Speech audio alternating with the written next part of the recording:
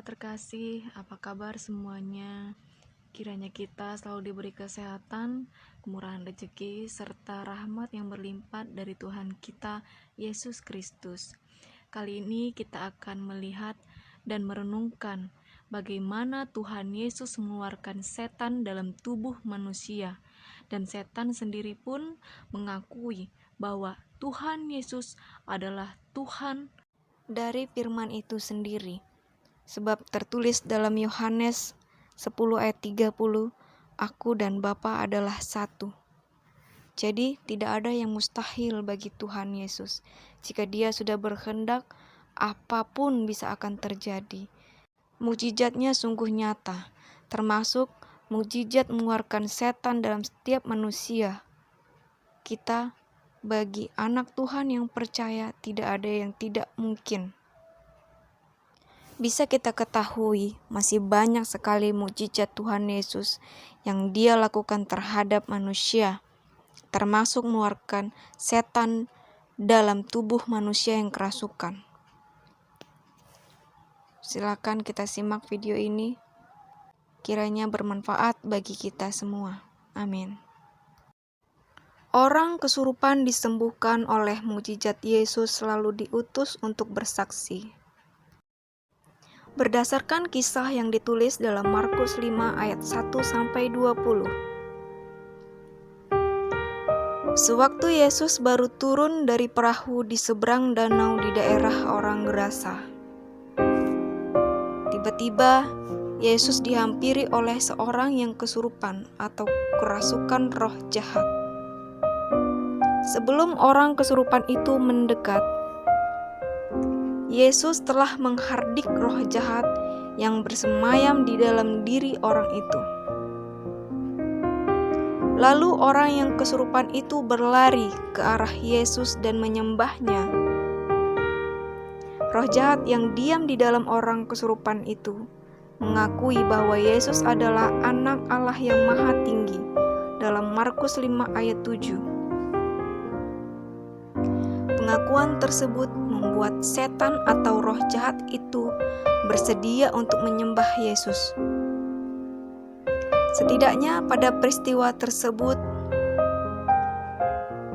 dan itu adalah merupakan salah satu bukti bahwa Yesus itu memang benar-benar adalah Tuhan, sehingga setan atau roh jahat itu bersedia untuk tunduk kepada Yesus.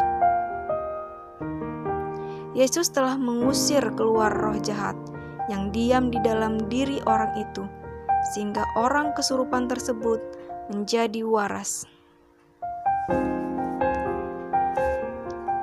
Orang-orang yang menyaksikan mukjizat yang dilakukan oleh Yesus tersebut merasa keheranan. Yesus dipandang telah melakukan sebuah perbuatan yang ajaib, karena sebelumnya orang yang kesurupan itu sudah sering dibelenggu dan dirantai. Tetapi orang kesurupan itu selalu mampu untuk memutuskan rantai dan memusnahkan belenggunya. Dan orang-orang di sana menjadi tidak sanggup lagi untuk mengikatnya. Sehingga akhirnya orang-orang di sana membiarkan orang kesurupan itu berkeliaran di pekuburan sambil berteriak-teriak dan memukuli dirinya dengan batu, dan menyebabkan warga di daerah itu menjadi merasa takut untuk mendekati orang kesurupan tersebut.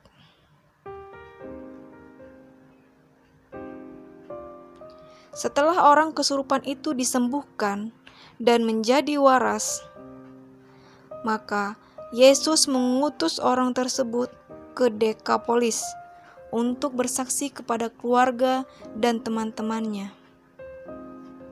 Dan inilah alasan mengapa Yesus mengutus orang kesurupan yang sudah disembuhkannya ke Dekapolis, yaitu diantaranya.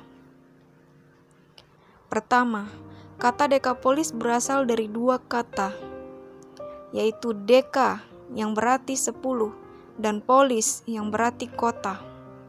Pada abad pertama, wilayah Dekapolis adalah terdiri dari 10 kota yang berada di sepanjang pantai Danau Galilea.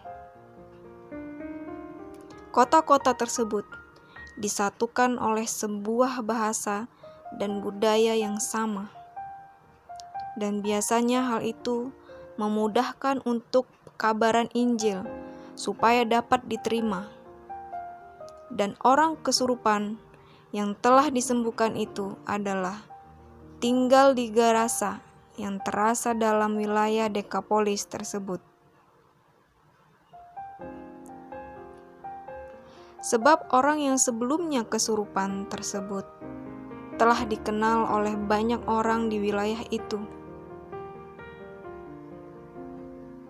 Karena orang kesurupan itu telah menanamkan ketakutan ke dalam hati orang-orang di sana. Melalui perilakunya yang kasar dan tidak terduga. Sehingga kesembuhannya tersebut diharapkan dapat menjadi kesaksian pekabaran Injil yang efektif.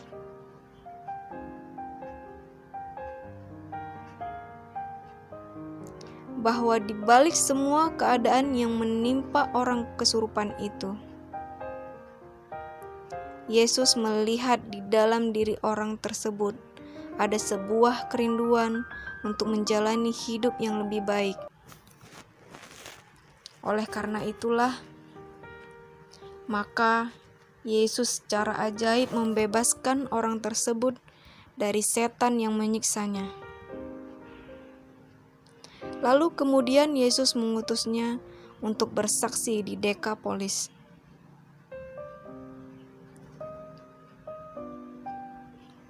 Karena orang yang kesurupan tersebut sudah disembuhkan dan menjadi waras, berkat mukjizat Yesus yang telah disaksikan oleh banyak orang. Sehingga ketika penduduk kota mendengar bahwa Yesus telah mengizinkan setan untuk menguasai kawanan babi mereka. Dan kemudian babi-babi itu telah menjatuhkan diri ke tebing danau atau laut bersama dengan roh-roh jahat yang telah berpindah ke dalam babi-babi tersebut. Maka peristiwa itu dapat membuat pekabaran Injil yang akan disampaikan oleh orang yang telah disembuhkan itu akan menjadi lebih mudah.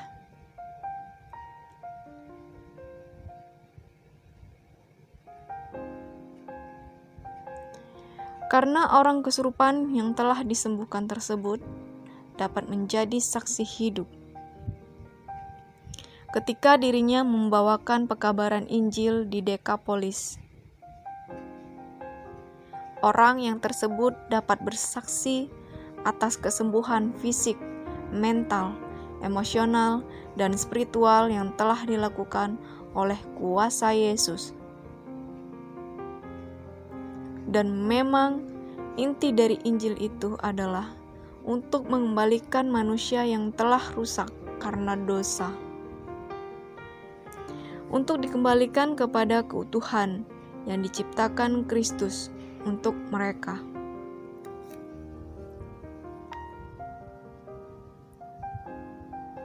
Karena orang yang kesurupan tersebut adalah seorang yang dianggap tidak mungkin untuk dapat bersaksi.